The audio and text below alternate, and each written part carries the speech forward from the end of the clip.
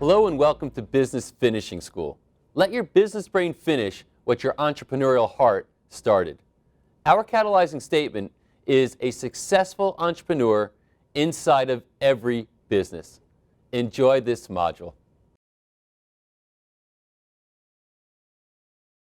Well, hello and welcome to Module 6, Lessons from the Billionaire Mind. So this has got a lot of intrigue and mystique about it.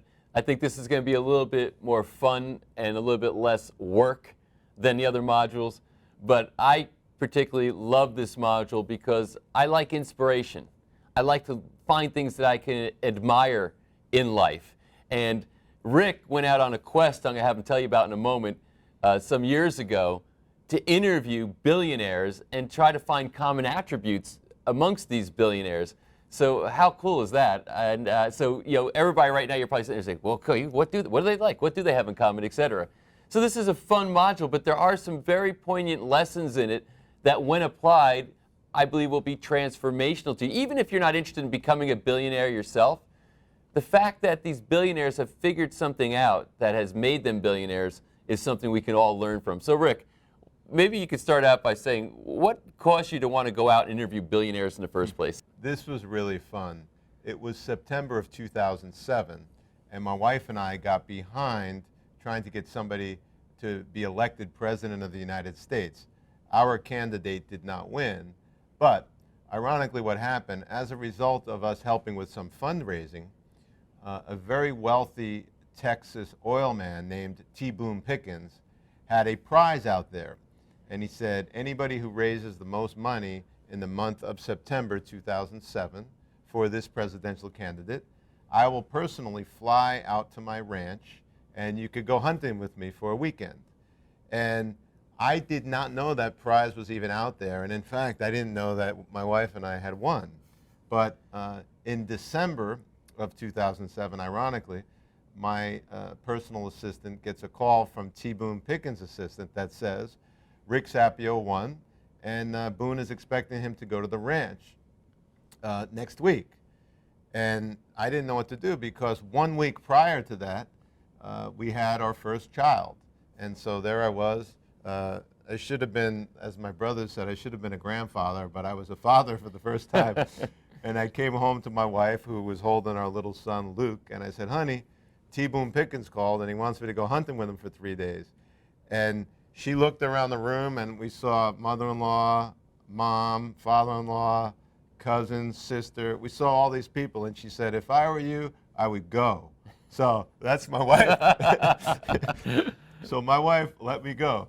So anyway, there I was trying to find a Southwest Airlines flight from Dallas to his 67,000-acre ranch, which I'm told is bigger than the state of Rhode Island, and has a house on it that costs $250 million.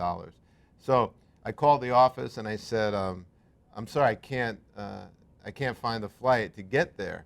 And his assistant chuckled and said, he's picking you up in his private jet. I'm like, okay, yeah, I could do that. And so, to make a long story short, a week after the phone call, there I am on a private jet with 3 other people who had won. So there was a total of 4 of us. And we come to his ranch. In the first 2 hours, he showed us around the ranch. And many of you know who T. Boone Pickens is, but if you don't, look him up. The weird thing was that when dinner was served by he had this massive kitchen and all these chefs, and we started drinking some wine. And what I realized, which was very strange, was here I am with T. Boone Pickens.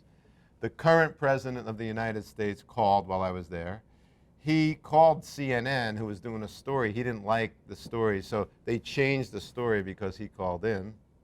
Here was this incredibly powerful multi-billionaire, and the other 3 guys decided that they wanted to go to bed early because they had emails to catch up on and phone calls to return. And I thought that was insane. No kidding. So he and I ended up talking till about 1 o'clock in the morning, several bottles of wine later, and I ended up spending the next day with him as well. It was so incredible to sit there with this guy. I said to myself, well, January 1st is right around the corner. I want to set a New Year's resolution to meet 10 billionaires. So I decided that my New Year's resolution would be, what are the common attributes of self-made billionaires? So I blasted my network and said, hey, does anybody know of any billionaires? I'd like to meet them. And a friend of mine emailed me back and he said, I'm trying to organize a trip to go meet Sir Richard Branson on his private island. So I said, I'm in. And I helped recruit the people to make that trip happen. There was 20 of us that went there. And I had since then gone back for another week on Necker Island with Branson, and also did a trip to South Africa with him, as well as a fourth trip. And that led me down the road of, wow, this is really cool. And so what I found in my travels is, if you ask enough people, and if you enlist the help of people that have the means to help you, you could accomplish almost anything. I put this out into my force field, for lack of a better word, and all of a sudden these opportunities started happening. I went to a dinner in January of 2008, and at the dinner there was a silent auction to raise money for a charity. And I can't even make this up. The sign said, have lunch with a billionaire. And there was 3 billionaires listed. And so I put my name down to bid on it. And then I thought, well, I don't want to lose this. So I took my credit card out, handed it to the organizer of the event, and said, make sure I'm the highest bidder on all of these 3 lunches.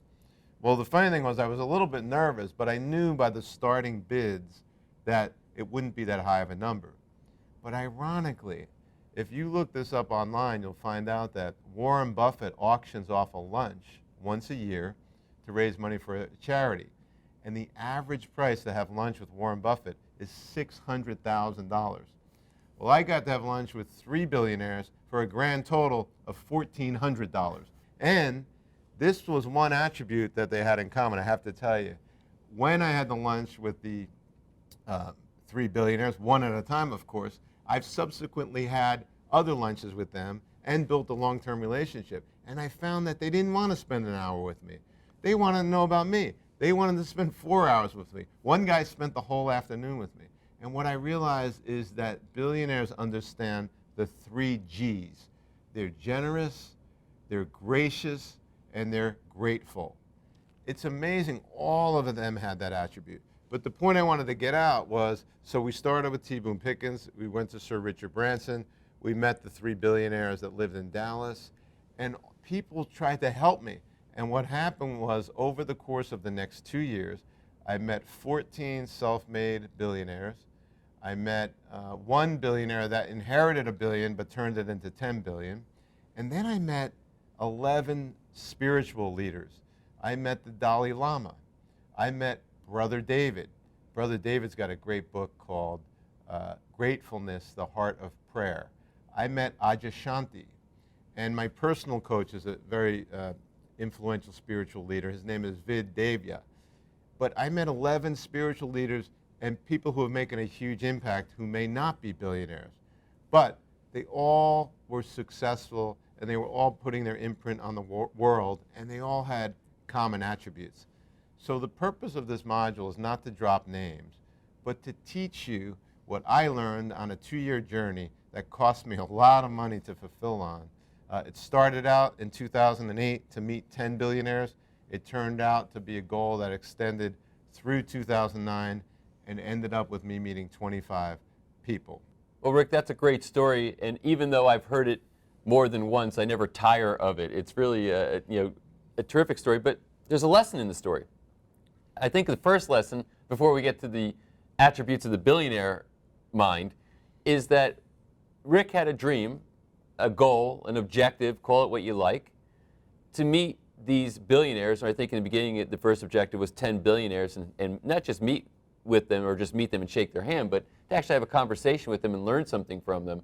And he went after it. He, rather than saying, well, I have no idea how I can get that done, he put it out into, actually I like the term force field, so I think we'll use that one, but he put it out into his force field, he put it out to his network, his contacts, and sure enough, it started showing up. I mean, what are the odds that suddenly you're at a silent auction and there's 3 billionaires that you can have lunch with, et cetera, and then other people coming to you and bringing it to you. So I think that's a lesson in and of itself that's really not the core of this particular module, but something I would like to highlight and have you all pay attention to.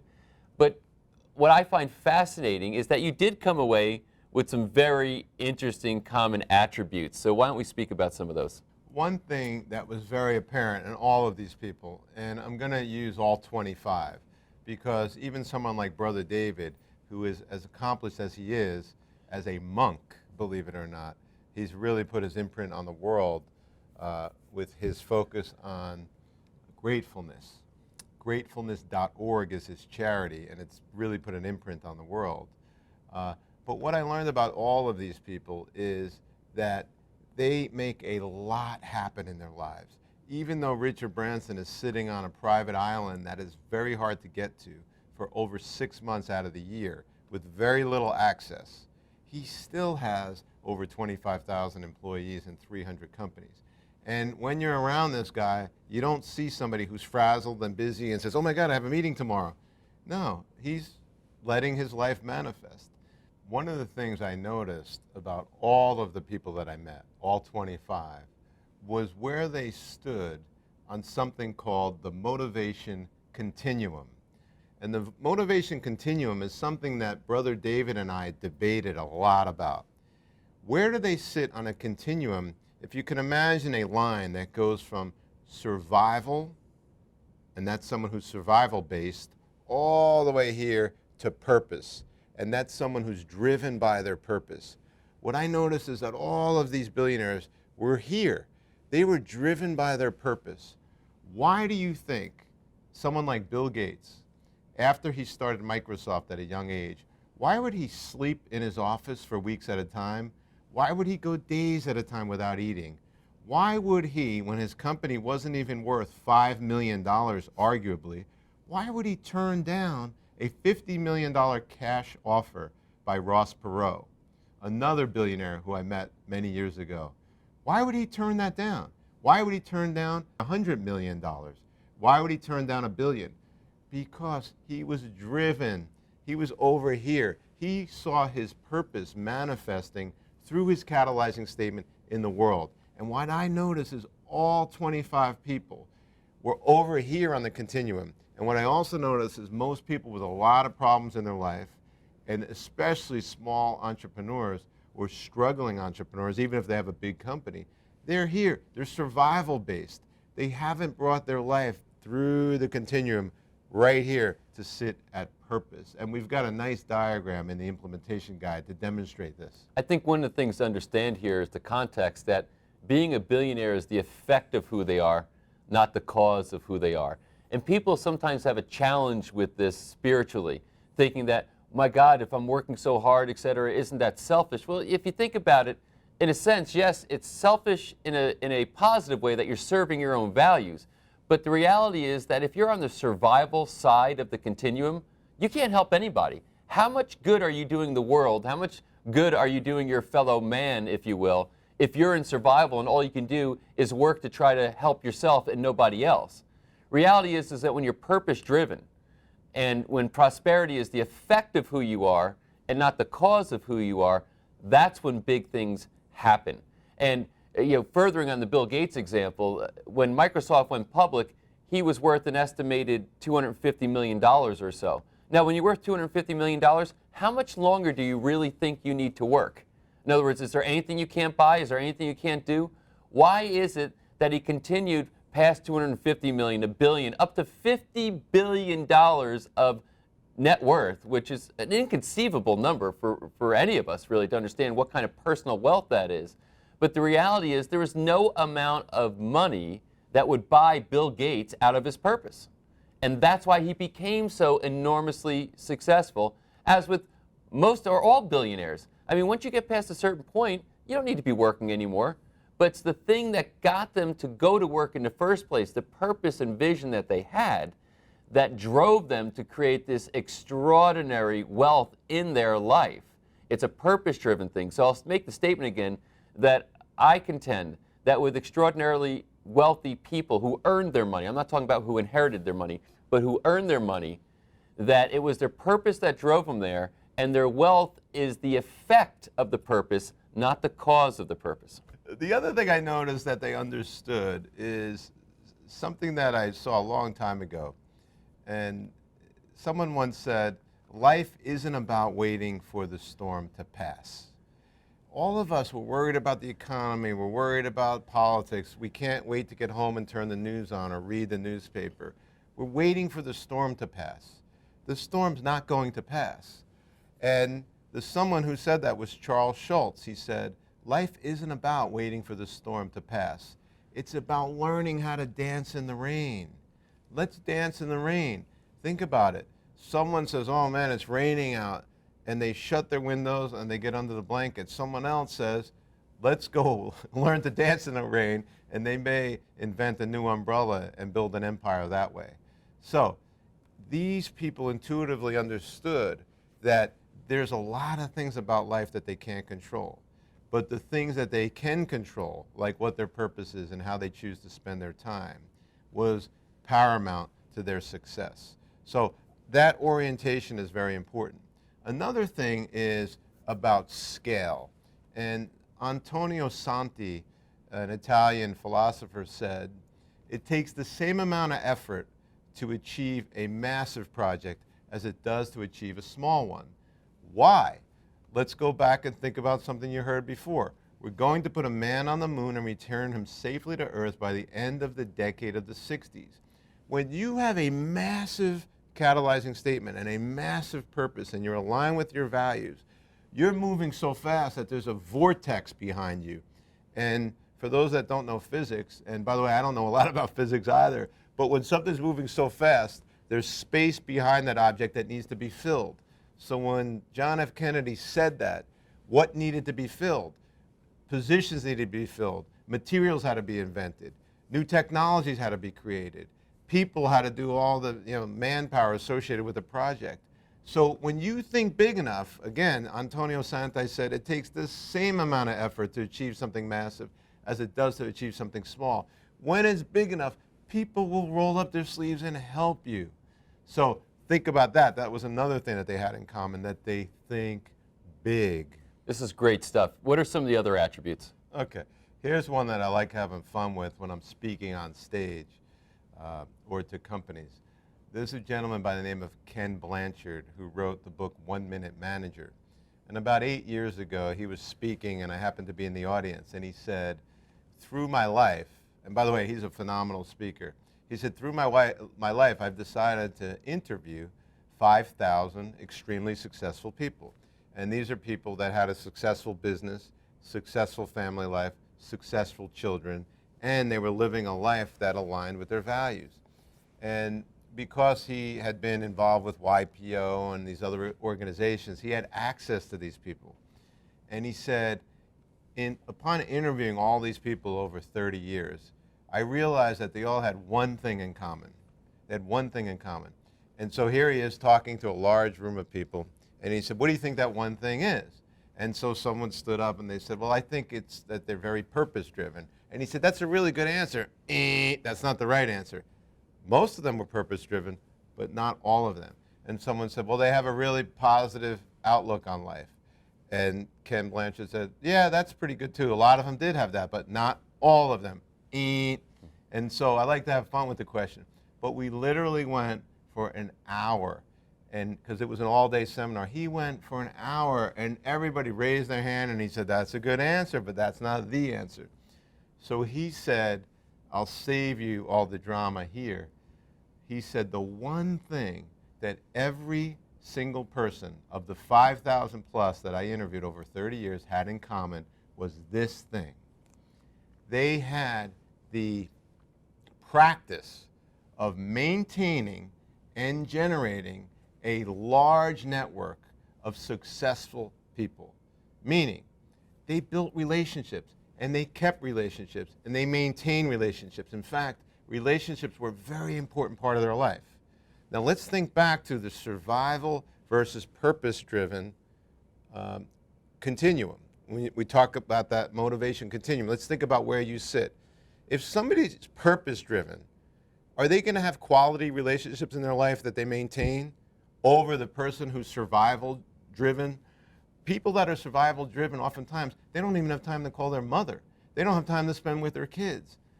These people that I interviewed, these 25 people, 14 of which were self-made billionaires, had massive and deep and long-term relationships with a wide variety of people. And the way Ken Blanchard articulated it, in the way that I remember it, where it really struck home, is he said they place an emphasis on their life on building, growing, and maintaining long-term relationships with quality people. And there's more about this in your implementation guide, but think about that. How much time are you spending on building, growing, and maintaining a large network of quality individuals? Are you having nights out with your spouse or your company, ritualized? Do you have lunch once a week on Tuesday with an interesting person in your community? Are you reaching out and doing charity work with charities that are changing the world? Those are areas that you could develop and start building relationships with quality people and place an emphasis on that aspect of your life so you could think more like these people who are over here on the motivation continuum. Well, give us some more stuff here. Okay, so that I always like when you tell that Blanchard story and you tell the story about the related, because I've seen you do that a few times live and nobody's ever guessed it yet. So, but it gets everybody thinking about the varying attributes. There's another one though that I think is a key one that I believe it's been a revelation for many people. And when you think about it, it's obvious. You know, Freud said once, "It seems to be my fate to discover the obvious." Yeah. This is one of those. You found that all of them have in common a lifetime assistant. Talk about that. Absolutely. One of the things that really struck me is that when I interact with someone in business, I'll call their office or I'll send an email to their assistant. And oftentimes you have some temporary person answering the phone, or let me check, I'll find out where they are, or I'll ask how long you've been with the company or working for this particular individual. Oh, I've been here 2 weeks, or I'm a temp, or I was moved from another department. But without fail, every time I interacted with one of these 25, they had a long-term, lifetime assistant. Now, that doesn't mean that the assistant stayed there forever, because people move and change and have life issues come up. But I calculated that the average person that I interacted with had the average assistant had worked for their boss, we'll call them their boss, even though I like to say it's more of a partnership, for an average of 17 years. Now, in Boone Pickens' case, Sally had worked for him for 35 years. Another gentleman I met in Canada had the same assistant for 44 years. Now, I was meeting with my friend Sonny a few months after I did this exercise, and he said, yeah, but hold on, Rick. Did they become a billionaire first and then they got the assistant?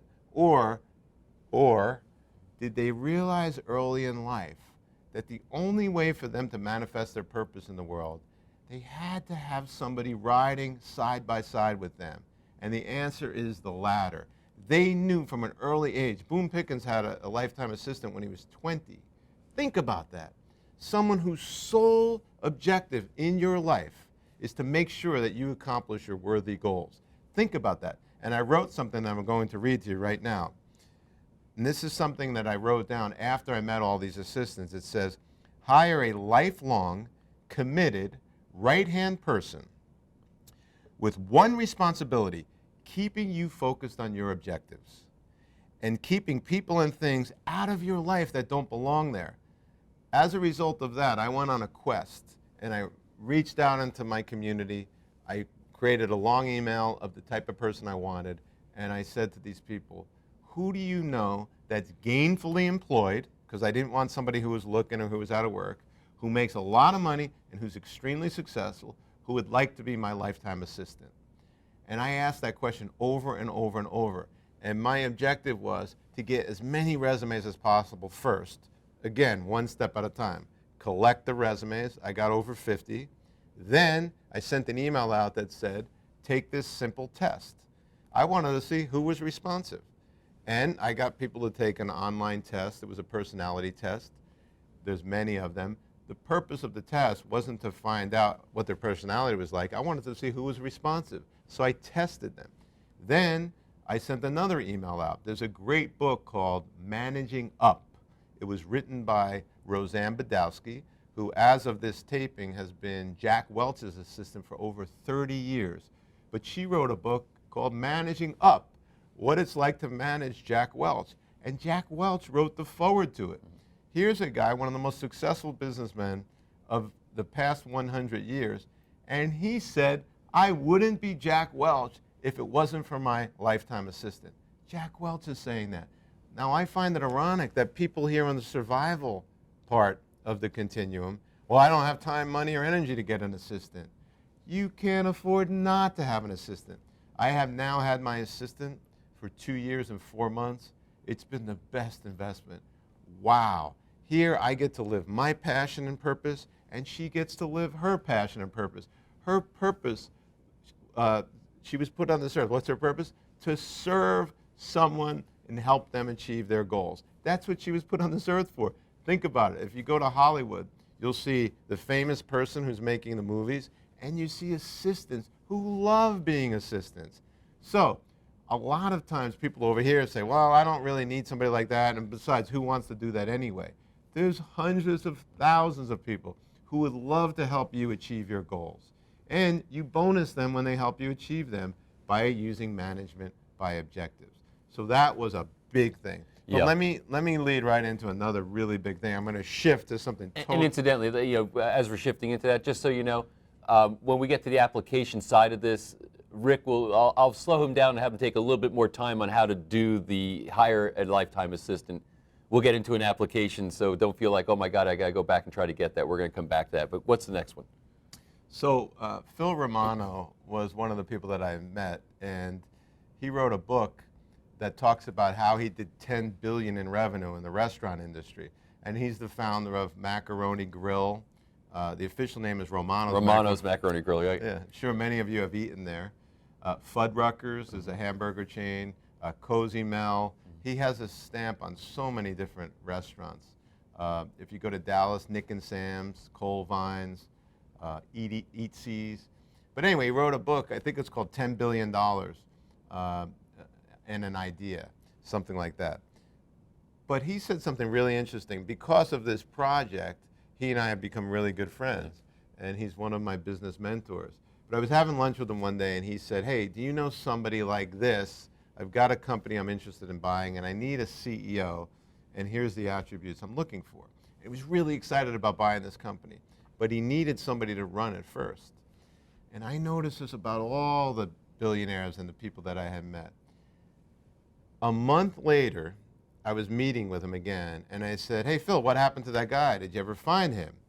Or girl, could have been a girl, but he said, no, I didn't find anybody. I said, so what happened to the deal? He said, I passed on it. And I said, well, why'd you pass on it? And he reached out, put his arm on my shoulder as if, let me tell you something, little boy. If you can't find the right person to run something, don't do it. Oftentimes as entrepreneurs, we want to take stuff on. Well, you're never going to get to put your imprint on the world if you're doing everything. So the thing I learned about all these billionaires is they intuitively understand.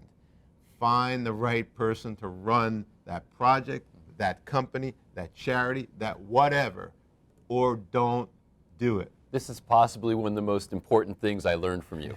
I mean, that was life-changing for me as far as de-stressing my life, et cetera, and creating a model moving forward. Because you had given me the example you just gave also, you talked about Sam Wiley, and I read his book and how that all worked.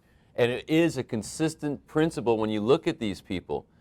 They never have, I've got an idea, let me get up and start running with it, while they have these other things going on where you start stretching yourself so thin.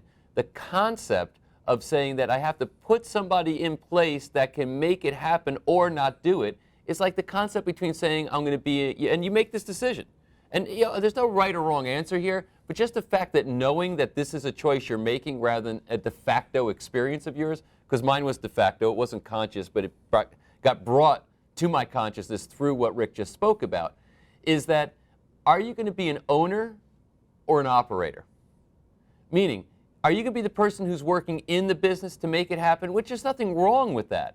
But a lesson from the billionaire mind is that these billionaires don't do that. And as I learned this and I started reading more of their books and their autobiographies, etc., I started to recognize, wow, this is a fundamental principle that they live by.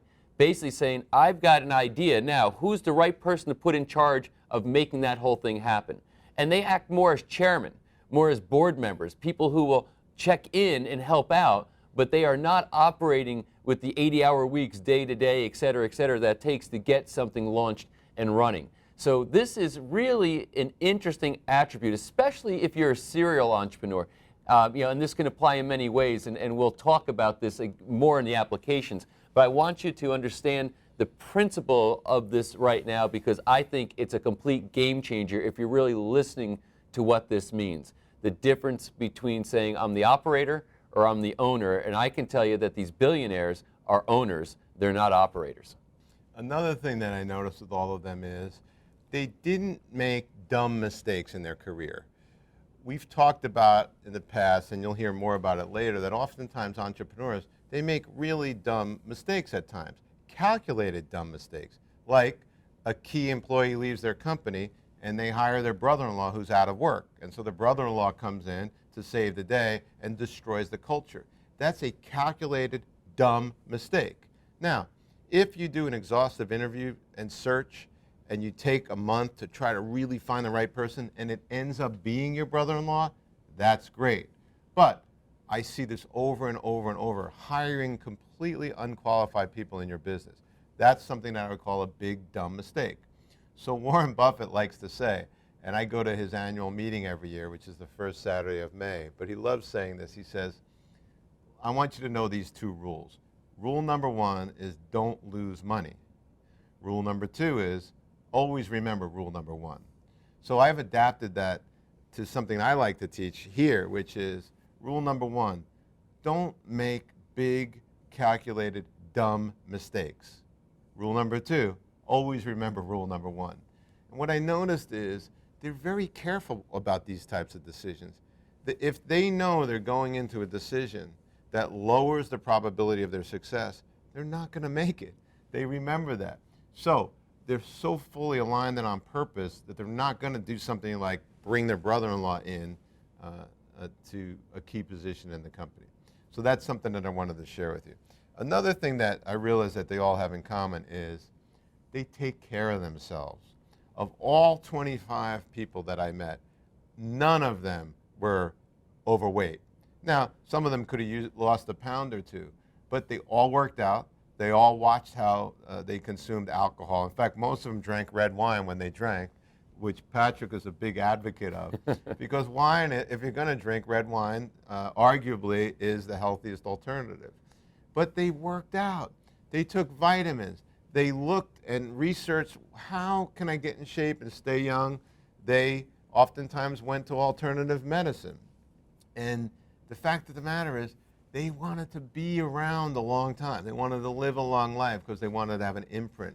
It's ironic that a lot of people that are on purpose in their life live long lives. Why is that so? Because they manifest a long life by taking care of themselves. That was another attribute they all had in common. And that might be in part energy management, wouldn't it? Mm-hmm. I mean, to really have high-level success, you can't have low energy. Low energy and high success are incompatible. So if you're on the survival side of the motivation continuum, you're stressed constantly. What do you think that's doing to your reserves and your energy levels? But if you are, as Rick was talking about, living lifestyle alternatives towards your health, which really shouldn't be an alternative when you think about it, as far as if we want to talk about exercise, proper nutrition, et cetera, doing all these things. Obviously I'm an advocate of all those types of things because my businesses are in the wellness industry. So the idea that they energy manage, not just time manage, but say, what can I do to take care of myself so I have extraordinary energy, I think is important. And where a lot of people make the mistake is, oh, I'm going to burn out. I'm only sleeping 3 or 4 hours a night. You're not getting stuff done if you're only sleeping 3 to 4 hours a night. And also to your point here, Patrick, if you're sleeping 3 or 4 hours a night, where are you on the motivation continuum? Yeah. You're probably in survival mode. Exactly right. So another thing that they all had in common, and these again will all be listed on the implementation guide, is these people are very careful about who and what gets into their life. They have a really, really, really strong doorman. They know the type of deals they want to do. They know the type of values they want to bring into their life. They know the type of people that they want to bring into their life. They're crystal clear. That's why oftentimes when you're trying to do a deal with someone who's very wealthy and successful or who's on purpose, they usually give you a very fast no.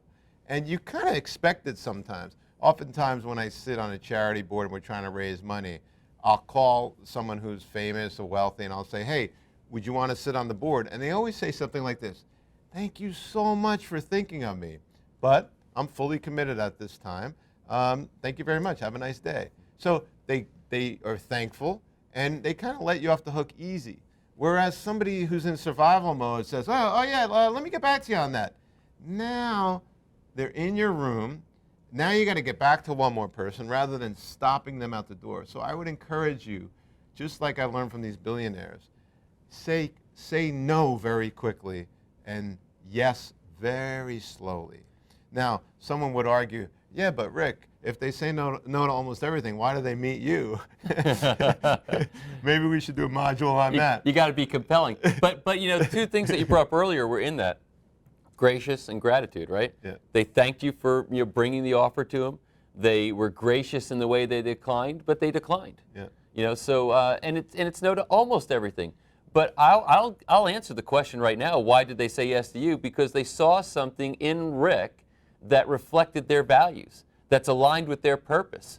And that's when you say yes. And somehow, and I've noticed this about very successful people, and quite frankly, it's a part of my own makeup too. I think it's important for a legacy aspect that people who succeed want to also mentor. They want to be able to impart what they've learned, their wisdom that they've had. So you're the kind of guy that rather than say, I'm going to go to bed at T. Boone Pickens' house, you're going to say, if he's up, I'm up, and we're going to make the most of this. That kind of eagerness for somebody who has respect for what somebody's accomplished, is willing to receive, suddenly is going to be rewarded with a yes rather than a no. So when values get totally aligned and it's something like what you embarked on, I think that's exactly why they said yes to you. And the last thing that I want to talk about in this section of the module is something that they all exemplified, and we're talking about it.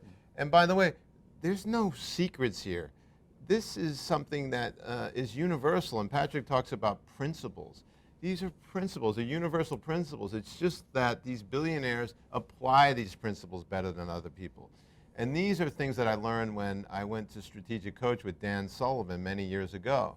And he talks about it, the 4 rules of success. And I learned that all of these people exemplify these rules. Rule number 1, say please and thank you. Have gratitude. Let people know that you respect them. Number 2, show up on time. People will respect you more and say good things about you reputationally if you show up on time and you don't make people wait. Number 3, do every single thing you say you're going to do. If I don't do something that I say I'm going to do, my staff knows and they go, Rick, hang on, because our culture is about that. But I noticed that about all these people. When they say yes, they mean it. So number 3 was, do everything you say you're going to do. And number 4, most of us in our lives, we have a lot of projects that we started. So number 4 is finish everything you start. If you're not going to finish it, don't start it. And I noticed that these people took big bites out of life and they finished what they started. What does that mean? It was very ironic when I had the opportunity to spend time with the Dalai Lama up in Calgary, and there was a small group of us. We had about 3 hours with him. And someone said, I have a massive problem in my life. And it was a famous actress, and she was crying. And the Dalai Lama said, well, what is it? And she said, well, I accepted a part in this movie, and it doesn't have anything to do with my values. It's actually going against my values, and I'm already in the movie, and the movie's about to come out, blah, blah, blah. And she said, well, what should I do? And the Dalai Lama said, you should finish what you start, but in the future, say no at the beginning. Don't commit to something and say no later. So the 4 rules again are say please and thank you, show up on time, do everything you say you're going to do. If you tell somebody you'll call them tomorrow, write it in your calendar. Use the rhythms and systems and habits to get this stuff down. And number 4, finish everything you start. Well, I think these are some phenomenal attributes, and I think also stimulating and exciting to look at really some of the most successful people in the world, especially in the business context. So now I think it's time to talk about some specific applications. Let's get to that.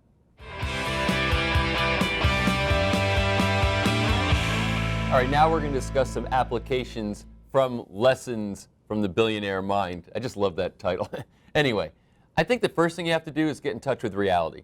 So you have the motivation continuum, what's motivating you right now, and on one side you've got purpose, on the other side you got survival. And one of the things I'd recommend, simple but very important to give you context from where you are right now, is put an X on that continuum where you think you are right now. In other words, what is your current predicament, and be as honest with yourself as you possibly can be. And if you have a spouse or any, or accountability partner or anybody else who could be honest with you, I'd also recommend that you ask them, say, here's what my motivation continuum is. Purpose versus survival. You know me, you're around me enough. Where would you say I am right now on this continuum? And see if your perception matches their perception. I think that could have a profound impact. Once you kind of have that foundation, now you can start applying some of these other principles also. The one key, I mean, Rick, this is one that you've said over and over again when I first met you, and you talk about the billionaire experience, basically, was the lifetime assistant. And you speak about that often. So you mentioned this previously on the last section, but I think give it again as far as the sequence. If I come to you and say, Rick, I get it. I want to hire a lifetime assistant. I want that whole mechanism that you described and why it's important. What's my process in finding this person, because I failed miserably in the past trying to? First, I want you to have the perspective right now as you're listening that I want to have a billionaire mind. Doesn't mean you have to have $1 billion. My aspiration isn't to have $1 billion. My aspiration is to manifest 3 words in my life: simplicity, probability, and leverage. And you get all 3 of those in a big way by having a lifetime assistant who's your partner, who goes on the journey in parallel to you. You've got your spouse at home, you've got your lifetime assistant at work. That's how I look at it.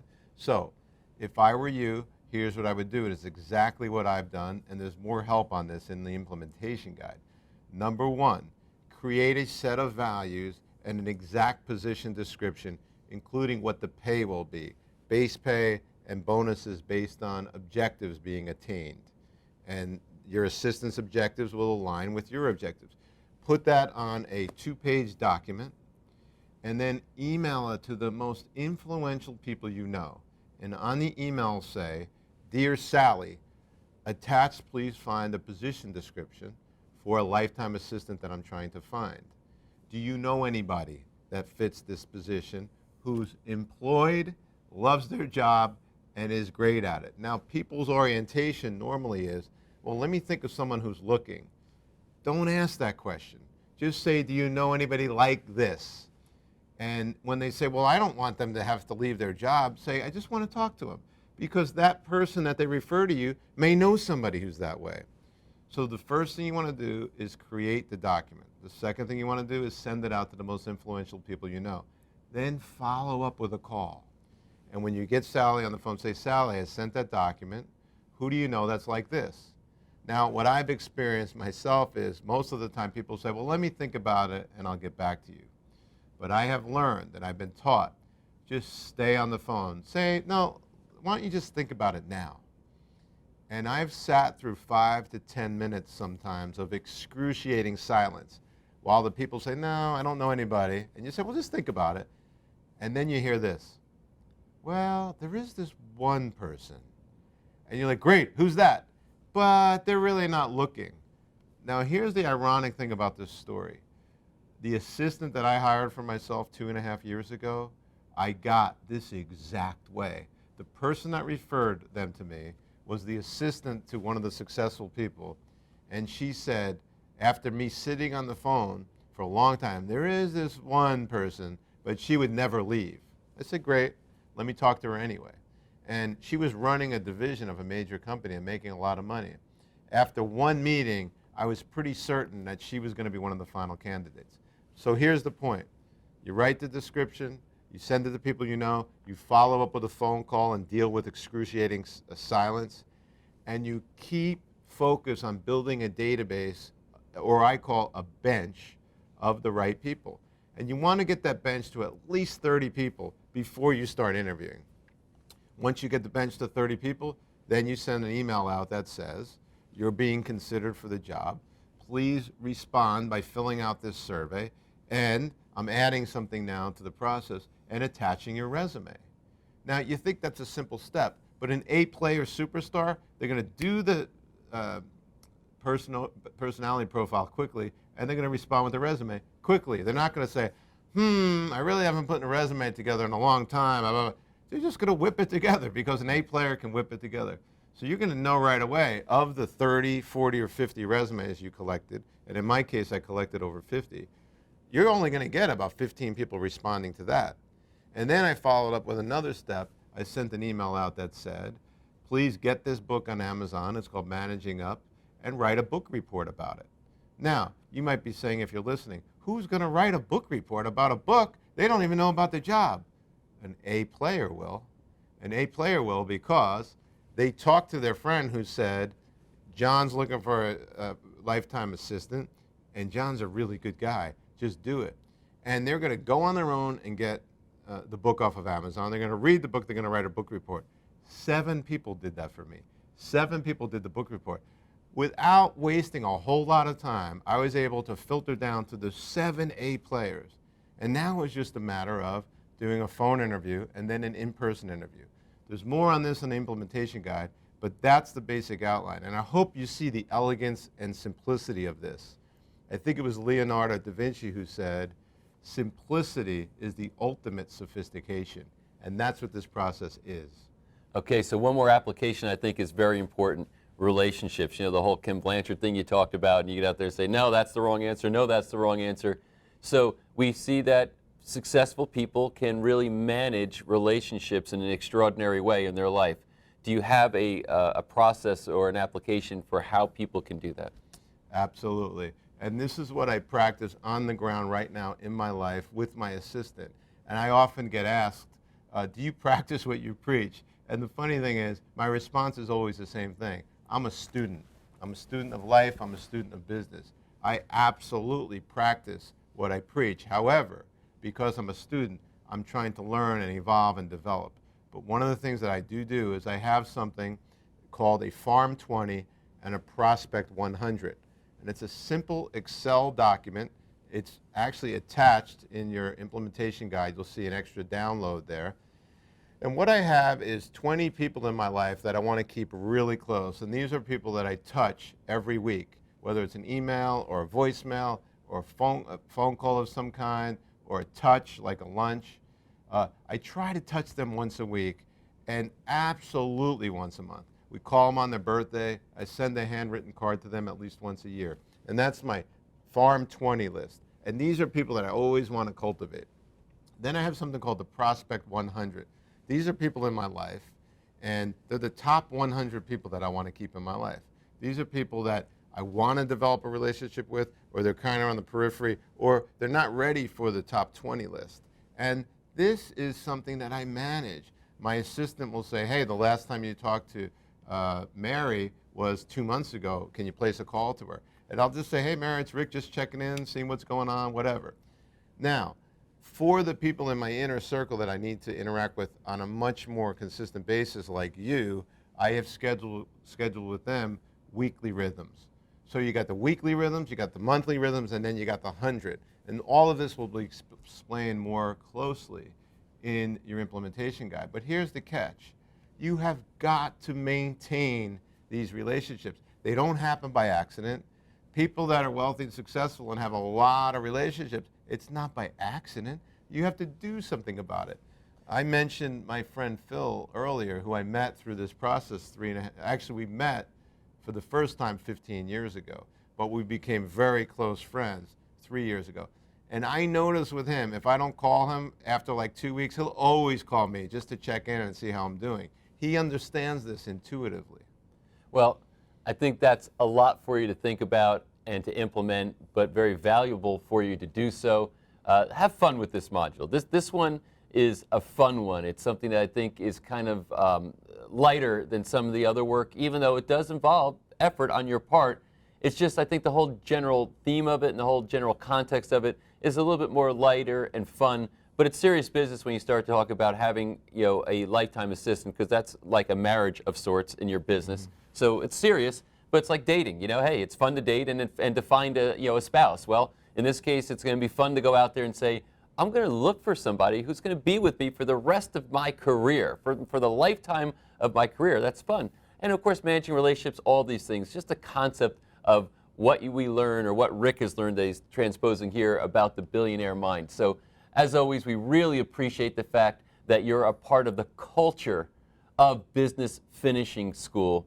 We thank you for being a part of that culture. You should tell your friends about it, because this is about people who are like-minded for success and immerse themselves in the process, and we want to be connected to you for a lifetime. So thank you for watching, and look forward to the next module. Thank you for watching this module of Business Finishing School. Let your business brain finish what your entrepreneurial heart started.